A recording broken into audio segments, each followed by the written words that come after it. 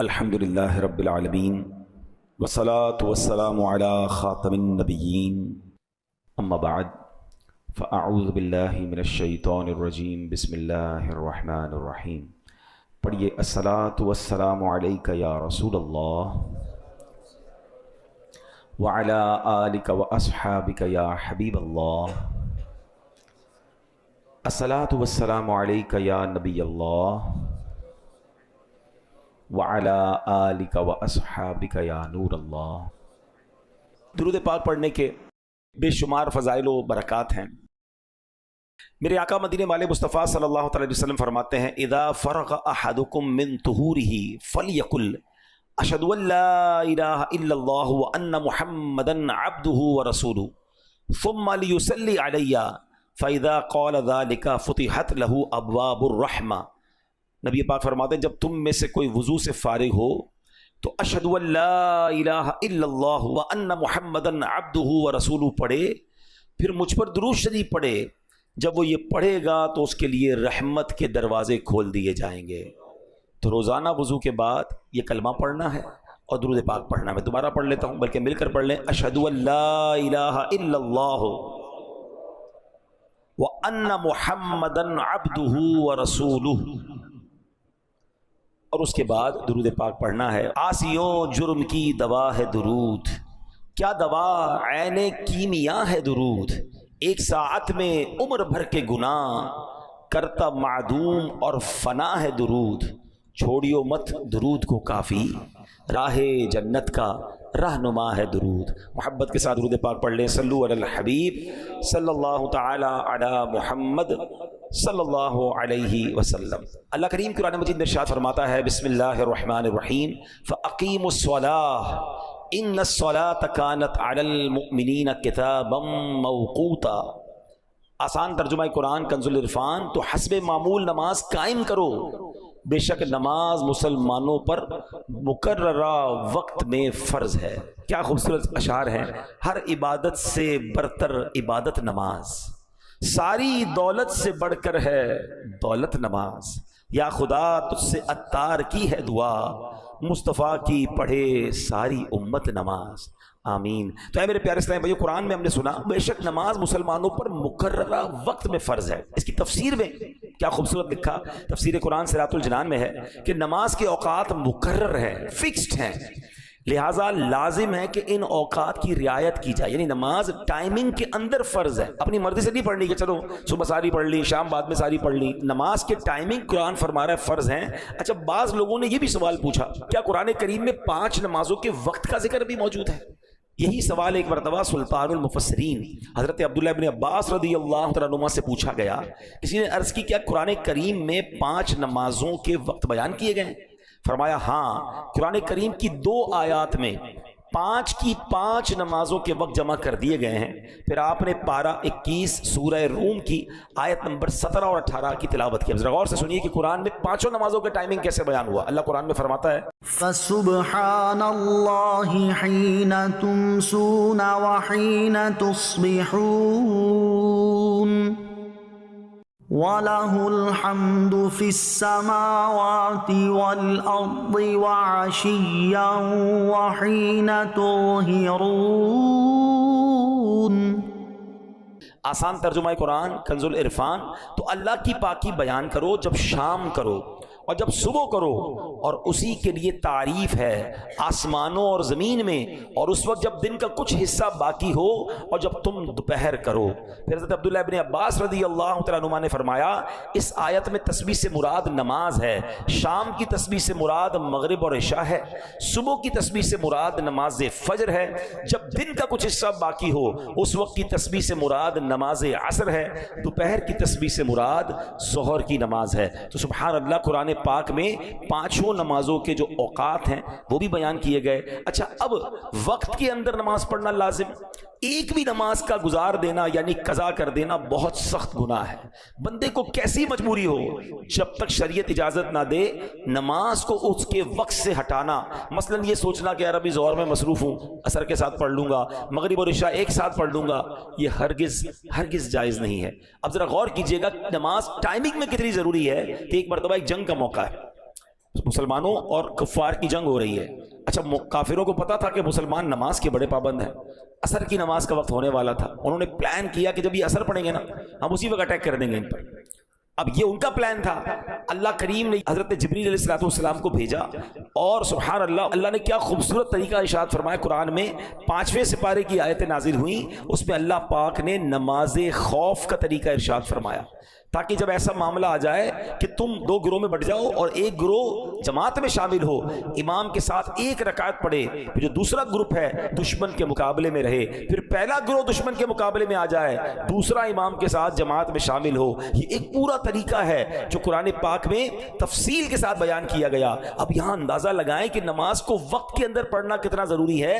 حالت جنگ میں بھی ظہر اور عصر یا مغرب اور عشاء ملا کر پڑھنے کی اجازت نہیں دی گئی. اب ذرا غور کریں کتنا امپورٹنٹ ہے کہ دشمن سامنے ہے, صفیں بنی ہوئی ہیں, عصر کا وقت آیا, یہ نہیں فرمایا کہ ابھی لڑائی ہے جنگ ہے اس کے بعد پڑھ لینا, نہیں, طریقہ پورا بیان ہوا قرآن میں کہ امام کھڑا ہو اور جناب ایک صف بنائی جائے اور ایک جو گروہ ہے وہ دشمن کے مقابلے میں رہے.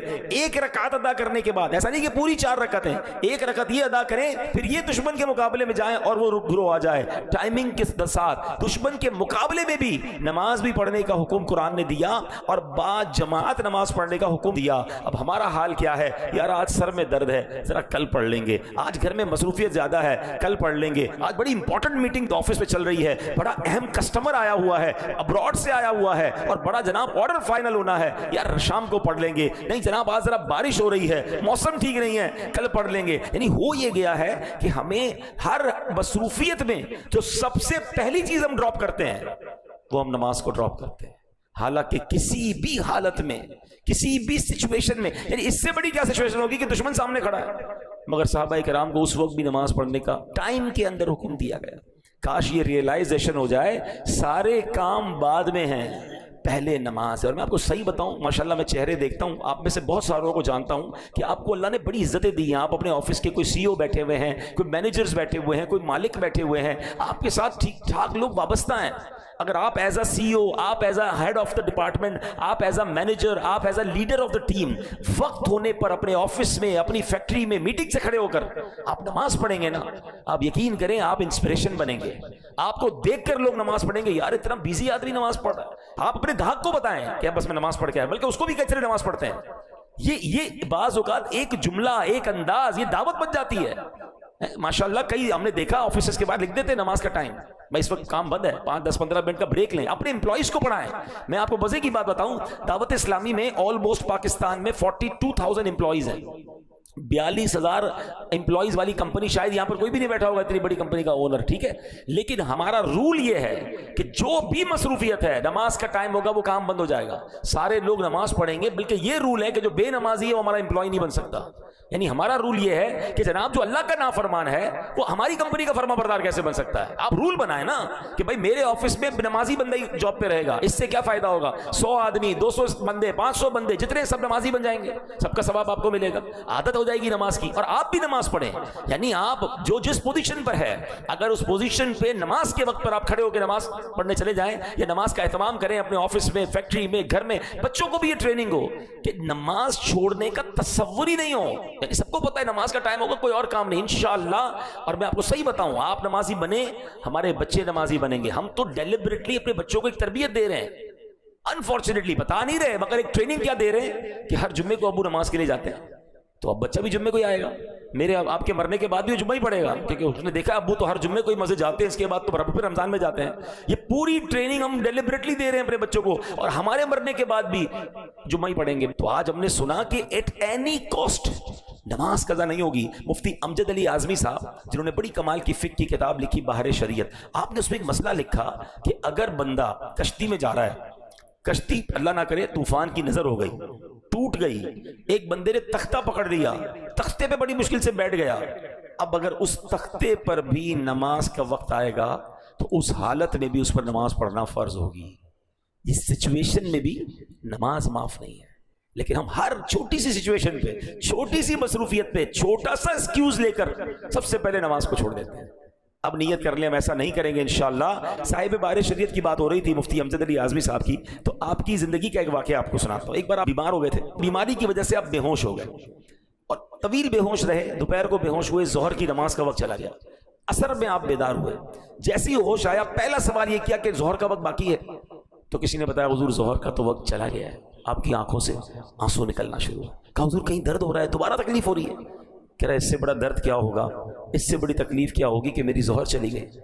تو انہوں نے کہا حضور آپ تو عالم دین ہیں، آپ کو تو مسئلہ پتہ ہے کہ بے ہوشی کے عالم میں اگر وقت گزر جائے تو اس پر پکڑ نہیں ہے، اس پر گناہ نہیں ہے، یہ نماز قضا ہوئی مگر آپ کے ہاتھ میں نہیں تھا۔ آپ فرماتے تم مجھے پکڑ کی بات کر رہے ہو، میں تو اس بات پر افسوس کر رہا ہوں کہ وقت مقررہ پر دربار الہی میں حاضری سے محروم رہا، مقررہ ٹائم تھا، اس وقت پر میں اللہ کی بارگاہ میں حاضر نہیں ہو سکا، مجھے اس کا افسوس ہو رہا۔ یعنی یہ وہ لوگ تھے کہ جن کے اختیار میں نہیں تھا، بیماری کی وجہ سے بے ہوشی کے عالم میں نماز کا وقت چلا گیا، اس کے باوجود تکلیف ہے۔ سچ بتائیں کبھی ہماری نماز قضا ہو، ہمارے چہرے پر ہمارے دل میں کوئی تکلیف تاری ہوتی ہے؟ یہ بھی بڑا مسئلہ ہے۔ نماز چلی گئی اس کا افسوس بھی نہیں ہے، پورا گھر ناشتے کی ٹیبل پر جمع ہے، سب کی فجر قضا ہو چکی ہے، ہنس ہنس کے باتیں کر رہے ہیں، کسی کو یہ فکر نہیں ہے کہ فجر چلی گئی ہے۔ کسی دن اسکول مس ہو جائے، اسکول کی وین آ کر چلی گئی، بتاؤ گھر میں کیسی افراتفری، کتنا غصہ، کتنی ناراضگی، اسکول چھوڑ دی اس نے، ٹائم پہ نہیں اٹھا، تم نے نہیں اٹھایا، تمہاری غلطی ہے۔ یار ایک دن کی اسکول چلی گئی، اتنی ٹینشن، فجر سب کی چلی گئی، نو ٹینشن۔ کیسا گھر ہے وہ، ذرا سوچئے کہ صبح ہوتی ہے اس گھر میں کوئی بھی نہیں اٹھتا فجر کے لیے، یعنی مارننگ میں ہی اللہ کو ناراض کر دیا، یعنی سٹارٹ آف دا ڈے اللہ کو ناراض کر کے ہم اٹھ رہے ہیں سارے۔ یار ابتدا ایسی تو ہو کہ سارے گھر والے اٹھے۔ اچھا اسی گھر میں الارم رکھے ہوئے ہیں، کوئی بریک فاسٹ کے لیے رکھ رہا ہے، کوئی اسکول کے لیے رکھ رہا ہے، کوئی آفس کے لیے رکھ رہا ہے، فجر کے لیے کیوں نہیں رکھ رہے؟ تو انشاءاللہ نیت کریں کہ پابندی سے ہم نماز پڑھیں گے۔ ایک بڑی کمال کی بات، علماء کہتے ہیں جس طرح کھانے کا وقت مقرر ہے نا، کہ اگر بندہ اس ٹائم ٹیبل کے علاوہ کھائے تو طبیعت خراب ہو جاتی ہے۔ بندہ کہتا ہے تمہارے کھانے کا ٹائم سیٹ نہیں، ڈاکٹر بھی کہتے ہیں بھائی ٹائم پہ کھایا کرو، کیونکہ ٹائم پر کھانا آپ کے لیے، آپ کی باڈی کے لیے ضروری ہے، ورنہ اس کے بعد آپ کی ٹائمنگ آؤٹ ہوگی تو ہاضمہ خراب ہو جائے گا۔ بالکل اسی طرح دل کی غذا کے یہ 5 ٹائمنگ ہیں، ذرا سمجھیے اس کو، یہ روحانیت کے دروازے کھلتے ہیں اس وقت۔ اگر آپ وقت مقررہ پر نماز پڑھتے ہیں نا تو آپ کے دل کو روحانیت کی پراپر غذا ملتی ہے۔ ٹائم سے ہٹا کر دل کی غذا کھائیں گے تو وہ معرفت کے دروازے نہیں کھولیں گے۔ اچھا یہ تو ان کے لیے ہیں کہ جو نمازیں ٹائم گزار کر پڑھتے ہیں، جو پڑھتے ہی نہیں ہیں، قضا ہی کر دیتے ہیں، ان کے بارے میں کیا ہوگا؟ تو اے میرے پیارے اسلامی بھائیوں، کاش ہمیں یہ بات سمجھ آ جائے۔ اب جناب جو نماز کا ٹائم گزار کر نماز پڑھتے ہیں، قرآن اس کے بارے میں کیا فرماتا ہے؟ قرآن فرماتا ہے فَخَلَفَ مِن بَعْدِهِمْ خَلْفٌ أَضَاعُوا الصَّلَاةَ، تو ان کے بعد وہ نالائق لوگ ان کی جگہ آئے جنہوں نے نمازوں کو ضائع کیا۔ صحابی رسول حضرت عبداللہ بن مسعود رضی اللہ تعالیٰ عنہ اس آیت کی تفسیر میں فرماتے ہیں اس کا معنی یہ نہیں کہ وہ لوگ سرے سے نماز نہیں پڑھتے تھے، بلکہ معنی یہ ہے کہ وہ لوگ نماز کا وقت گزار کر نماز پڑھتے تھے۔ دیر سے نماز پڑھنے والوں کے بارے میں قرآن یہ کہہ رہا ہے جو سرے سے نماز نہیں پڑھتے ان کا کیا حال ہوگا۔ نبی پاک علیہ السلام فرماتے ہیں جس نے جان بوجھ کر نماز چھوڑی اس سے اللہ پاک اور اس کے رسول کا ذمہ بری ہو گیا۔ اعلیٰ حضرت امام اہل سنت لکھتے ہیں جس نے جان بوجھ کر ایک وقت کی نماز چھوڑی ہزاروں سال جہنم میں رہنے کا حقدار ہوا جب تک توبہ نہ کرے اور اس کی قضا نہ کر لے۔ تو اے میرے پیارے اسلامی بھائیو، ہم نہیں سہ سکتے جہنم کا عذاب۔ ہمیں اللہ کی محبت میں، اس کی اطاعت میں 5 نمازیں پابندی سے پڑھنی ہے۔ منقول ہے بروز قیامت نمازوں میں سستی کرنے والا اس حال میں آئے گا کہ اس کے چہرے پر 3 لائنیں، 3 سطریں لکھی ہوئی ہوں گی، اے اللہ کا حق برباد کرنے والے، اے اللہ کے غضب کے ساتھ مخصوص، جس طرح دنیا میں تو نے اللہ پاک کا حق ضائع کیا اسی طرح آج تو بھی اللہ پاک کی رحمت سے مایوس ہو جا۔ کہاں جائیں گے مگر اللہ کی رحمت سے مایوس کر دیا ہے۔ ایک مشورہ دے دیتا ہوں، نماز کے ٹائمنگز پراپر پتہ چل جائیں۔ موبائل اپلیکیشن ہے پریئر ٹائمنگ، ٹھیک ہے، پریئر ٹائم، یہ دعوت اسلامی پریئر ٹائم آپ لکھیں گے، ایپ اسٹور پہ بھی ہے، پلے اسٹور پر بھی، اس کو ڈاؤن لوڈ کر لیں۔ One of the beautiful application ہے، پوری دنیا میں آپ کہیں بھی چلے جائیں، ایون آپ جہاز میں ہیں، آپ اس کی لانگیٹیوڈ ایٹیٹیوڈ جو بھی لکھیں گے آپ کو جہاز کے اندر کا ٹائم بھی وہ بتا دے گا۔ دنیا بھر کے لاکھوں مقامات کا اس میں نماز کے ٹائمنگ مل جائیں گے، قبلہ ڈائریکشن مل جائے گا، وظائف مل جائیں گے۔ جب اتنا اہم فرض نماز ہے تو ہمارے پاس یہ ٹولز بھی ہونے چاہیے تاکہ ہم اپنے ٹائم ٹیبل کے مطابق نماز کو ادا کریں، اور انشاءاللہ ہم اللہ نے چاہا نماز کی پابندی کرتے رہیں گے تو پھر انشاءاللہ باقی برکتیں بھی ملتی رہیں گی۔ صلو علی الحبیب صلی اللہ تعالی علی محمد صلی اللہ علیہ وسلم۔